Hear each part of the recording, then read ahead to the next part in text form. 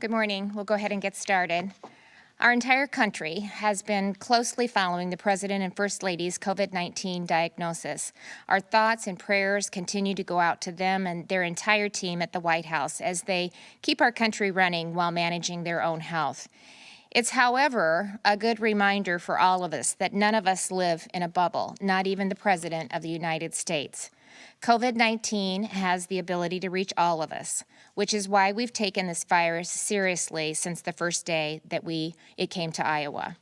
But the President is also right. We can't let COVID-19 dominate our lives. And that's exactly why we've taken the steps we have these last 7 months to balance both the lives and livelihoods of Iowans, from managing our healthcare resources to slowing down the spread of the virus to protect the most vulnerable, to keeping our schools open and our economy and lives moving forward. And that's why we must continue, and that's what we must continue doing as community spread affects areas of our state. You know, last week I spoke about the increase in virus activity and community spread occurring in northwest Iowa and other rural counties across the state, and that does unfortunately continue to be a trend this week. We're also seeing an increase in hospitalization as a result, especially in northwest Iowa, where hospitals across the region are experiencing a rise in admissions. Yesterday, we reached an all-time high of 444 Iowans hospitalized across the state. And this is disappointing news, and sadly, it's what can happen when we are experiencing community spread.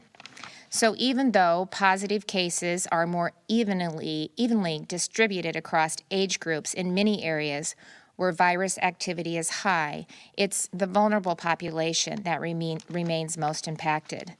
In the last 14 days, 72% of all individuals hospitalized are over the age of 60, and 68% have pre-existing health conditions.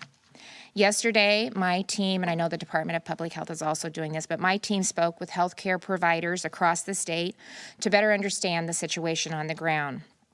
They assured us that they're able to manage the capacity and they have the resources that they need, and most importantly, that they're prepared. I have said this several times, but the unprecedented coordination and collaboration between our healthcare systems has really been impressive, and it is allowing us to manage these increased numbers. So after 7 months of treating COVID-19, our doctors, nurses, and other healthcare professionals are experienced in treating the virus, and they now have access to new therapeutics and different treatment options to help patients recover sooner. So even though the number of Iowans hospitalized is the highest it's been, we've not approached the peak of our hospital capacity.